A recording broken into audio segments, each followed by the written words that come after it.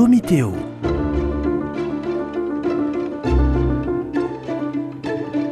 Domitéo, un dialogue théologique avec les dominicains de Toulouse. Bonjour frère Édouard. Bonjour frère Louis. On continue dans ce thème passionnant et édifiant et beau de l'Église sainte au numéro 823 et suivant. Et on parlait la dernière fois de cette Église qui est de fait sainte, mais encore imparfaite ou composée de pécheurs. Et en particulier, donc on dit qu'elle a la plénitude des moyens de salut, donc elle a un trésor inestimable dans ses mains, en particulier dans les mains du prêtre, qui peut confesser, qui peut absoudre les péchés, qui peut donner le Christ lui-même dans l'Eucharistie, qui peut baptiser. Mais est-ce qu'on peut recevoir la sainteté malgré tout par un mauvais prêtre ?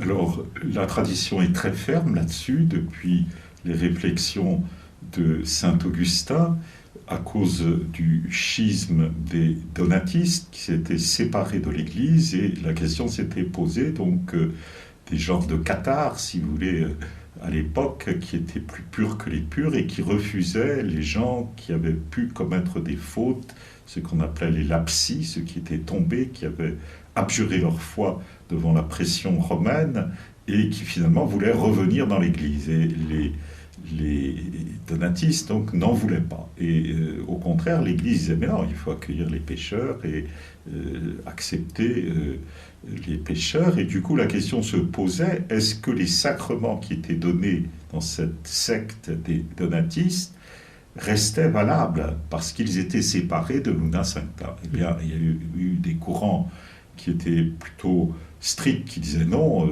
ils se sont séparés, donc tout ce qu'ils font est mauvais.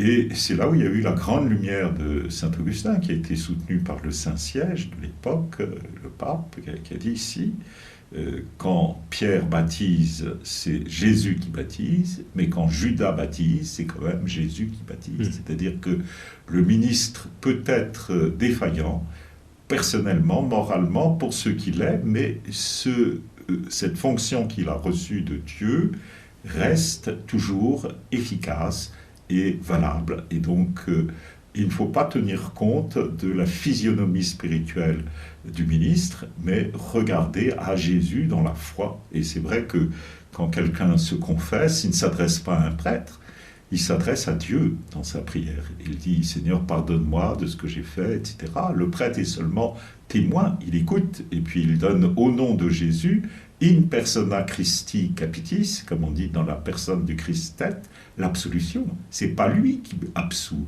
c'est le Christ qui absout par ses mains. Donc on comprend bien que le prêtre exerce une fonction de serviteur.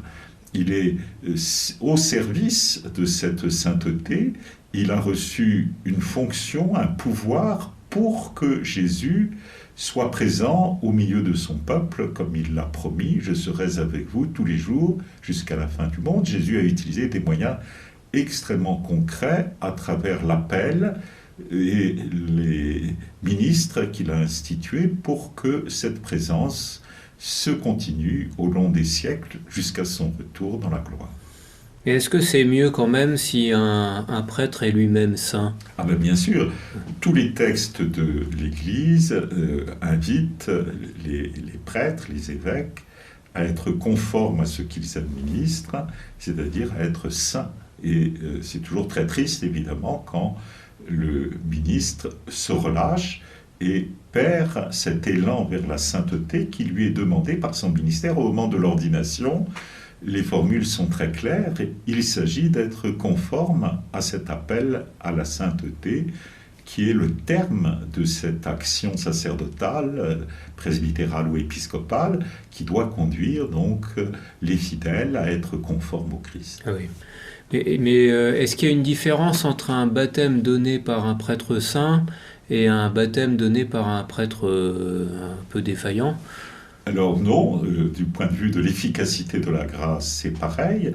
Par contre, effectivement, du point de vue de l'exemplarité, le bas blesse, parce que ce prêtre qui devrait montrer l'exemple et entraîner à plus désir d'être conforme à la grâce, plus de vertu, plus d'élan, plus de générosité, plus de prière, eh bien, va donner un contre-exemple. Et du coup, celui qui vient d'être baptisé, comme une petite pousse fragile encore, qui est descendue dans son cœur, n'aura pas, je dirais, un bel exemple pour avancer vers la sainteté. Et ce contre-exemple peut jouer à tort dans le cœur de celui qui vient d'être nouvellement planté, comme on dit prosélyte, et qui va donc se lasser très vite en voyant que celui qui l'a initié, dans le fond, est pas mieux que lui, et peut-être même pire, et du coup, les bras vont lui en tomber, et au lieu de s'avancer à grands pas vers le chemin de la sainteté,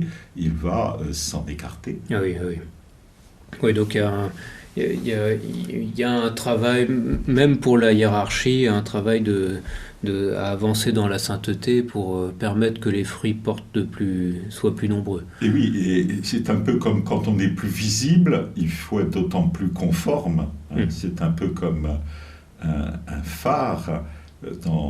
S'il n'éblouit plus, quel va être son résultat? Nul. On a régulièrement tendance à mettre le prêtre ou l'évêque sur un piédestal, un peu dans les hauteurs, et en se disant, puisqu'il est prêtre ou religieux, il est plus saint que nous. Mais est-ce que c'est juste de penser ça, de dire ça, et est-ce que par ailleurs un laïc pourrait être plus proche de la sainteté qu'un prêtre?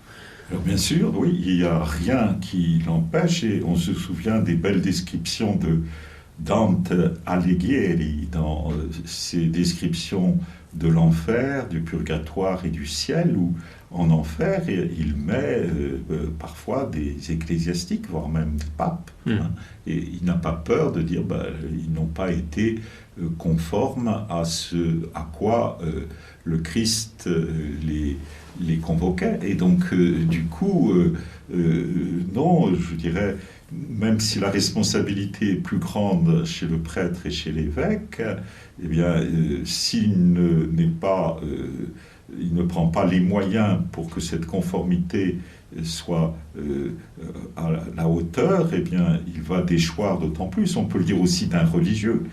Les religieux veulent prendre des moyens de sainteté plus efficaces pour ainsi être au Christ, mais ils peuvent très bien déchoir en cours de route.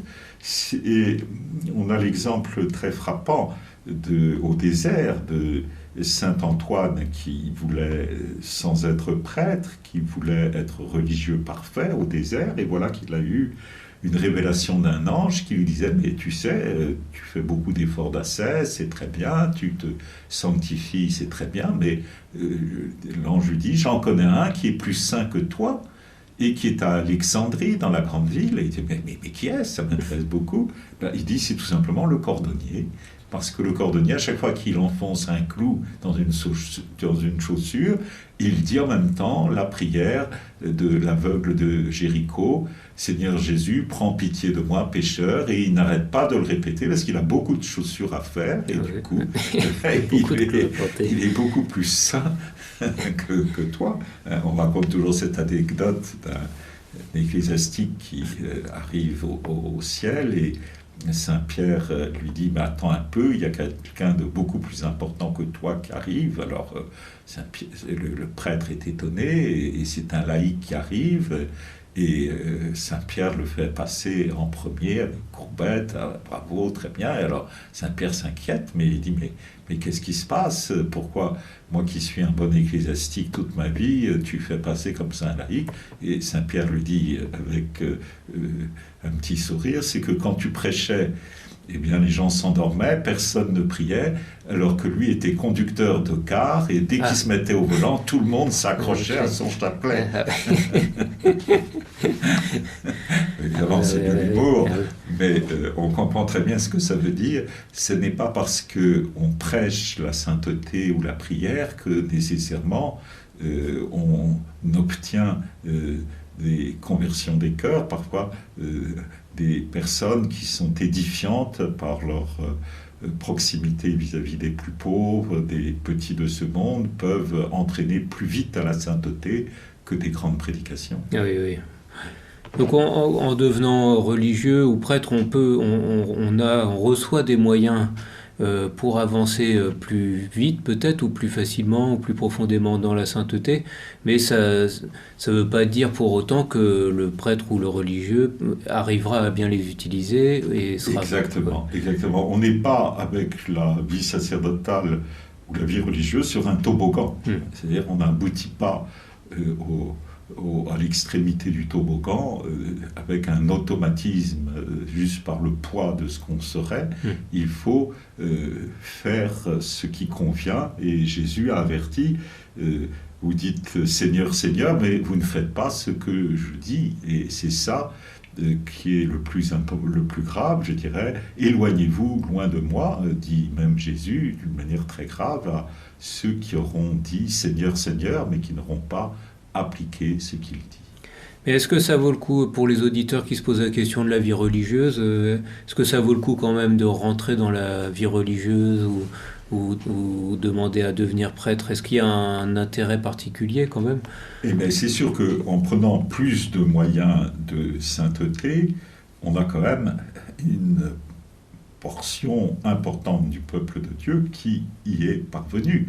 Il suffit d'aller dans chaque pays, de voir la liste des saints qui ont été canonisés, de voir qu'il y a quand même beaucoup de religieux, de religieuses, et beaucoup de saints prêtres, de saints évêques qui sont arrivés à cette sainteté. Il y a certainement des laïcs aussi, mais moins manifestes que ceux qui ont pris les moyens les plus directs pour la sainteté. Ah oui, ah oui. Très bien. Ben merci frère Édouard, à bientôt. À bientôt.